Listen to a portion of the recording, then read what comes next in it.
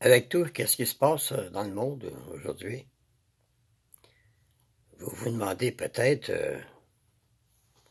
où va le monde.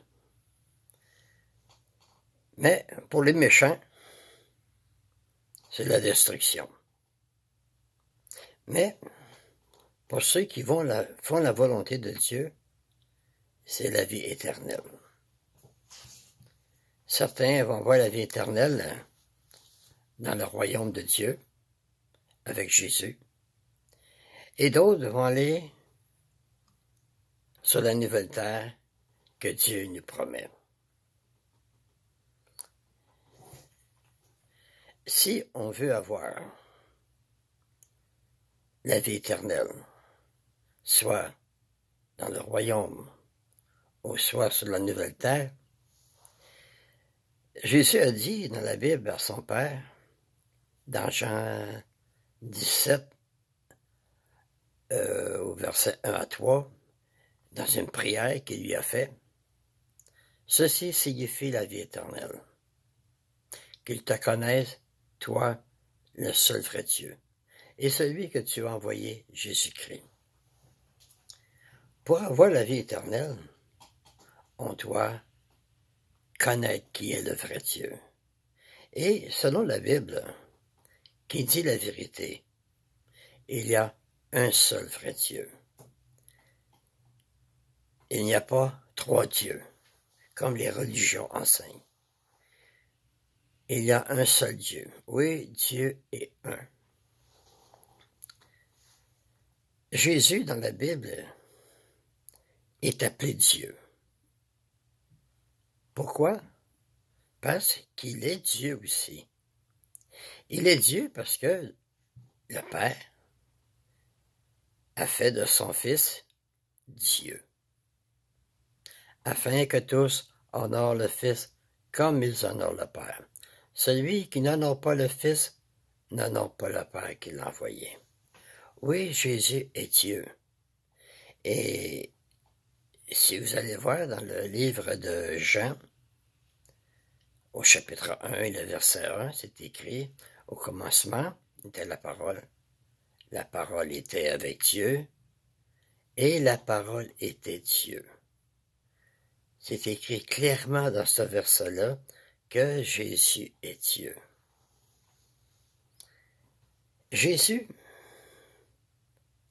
c'est le Fils de Dieu. Mais pourquoi c'est le Fils de Dieu? Pourquoi? C'est que Jésus a été créé par Dieu au ciel avant de venir sur la terre. Dieu a beaucoup de fils qui sont semblables à lui, esprit. Mais Jésus, c'est le premier qui l'a créé. C'est pour ça il est appelé Jésus le Fils unique. Il est l'unique Fils que Dieu a créé directement. Tous les autres fils ont passé par Jésus. Et aussi les choses visibles et invisibles. Oui, Jésus est le Fils de Dieu. Il n'est pas le Père, il est son image. Si vous regardez dans le livre de Colossiens, au chapitre 1 et le verset 15, il est écrit de Jésus qu'il est l'image du Dieu invisible, le premier-né de toute création. Fait que Jésus est l'image de son Père. C'est pas le même. Il est son image, il lui ressemble. Il a les mêmes qualités que son Père. Il a dit, celui qui m'a vu a vu le Père. Ils se ressemblent tous les deux. Aussi, quand il dit, celui qui m'a vu a vu le Père, mais quand Jésus est venu sur la terre, il a parlé de son Père. En écoutant Jésus, qu'est-ce qu'il dit dans la Bible? On connaît le Père. Par ses paroles. Et il dit, il a dit à son Père, je leur ai fait connaître ton nom. Quand il dit, je leur ai fait connaître ton nom, ce n'était pas un nom propre. et il a fait connaître quelle sorte de Dieu il était. Lorsque vous lisez dans le Nouveau Testament, Jésus ne prononce jamais un nom quand il parle à son Père. Il ne prononce pas le nom Yahweh, ni Jéhovah, ni Yahvé, et ni l'Éternel. Quand Jésus il parle à son Père, il l'appelle mon Dieu, mon Père. Et même lorsqu'il nous monte à prier, il dit, quand vous parlez à Dieu, dites notre Père. Quand vous vous adressez à Dieu, là, dites-vous comme Jésus dit de faire, en disant, dites notre Père. Ben, c'est comme ça qu'un chrétien doit prier. Quand il s'incline la tête devant Dieu, il doit dire, mon Père, je m'approche de toi. Mais on sait qu'un chrétien, quand il prie Dieu, il doit passer par Jésus. Jésus est le chemin pour pouvoir parler à Dieu. Il n'y a pas d'autre chemin. Il y a un seul Dieu, la Bible dit, et un seul médiateur entre Dieu et les hommes, et c'est Jésus. Ce n'est pas la mère de Jésus, ce n'est pas un saint, et ce n'est pas un ange. C'est Jésus. Il n'y a pas d'autre nom sous le ciel parmi lesquels on doit être sauvé, et c'est le nom de Jésus. Si vous apprenez à connaître Dieu dans la Bible, vous allez apprendre qu'il va faire de belles choses sur la terre. Oui, dans le royaume de Dieu, il s'y prépare des belles choses pour la terre. La Bible dit que Dieu va enlever la maladie bientôt sur la terre. Il n'y en aura plus de maladie. Il n'y aura plus personne qui va dire « je suis malade, j'ai mal ici, j'ai mal là ». Et Dieu va même enlever la mort.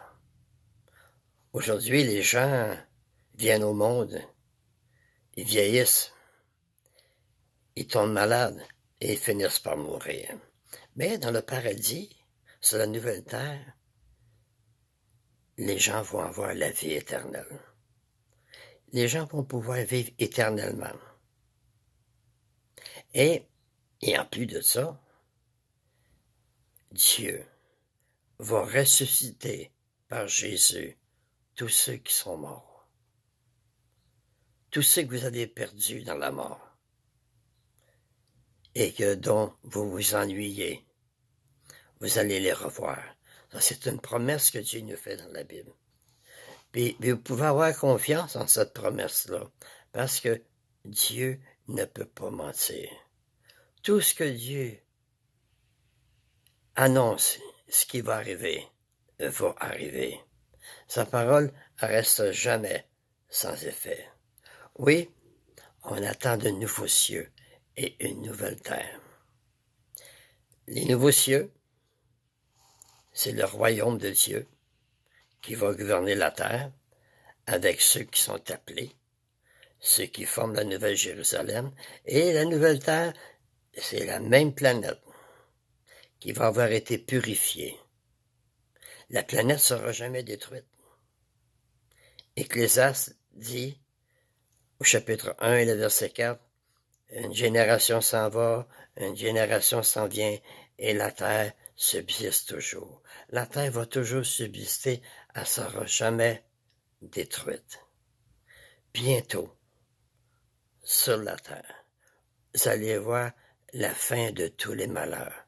La vie va redevenir normale, la vie véritable, la vie que Dieu avait offert à Adam au commencement. On va la retrouver. Adam a été chassé du paradis, la porte a été fermée, mais il y a une autre porte ouverte pour avoir la vie éternelle. Et Jésus en est la porte. Entrez par Jésus. Merci de m'avoir écouté et à la prochaine.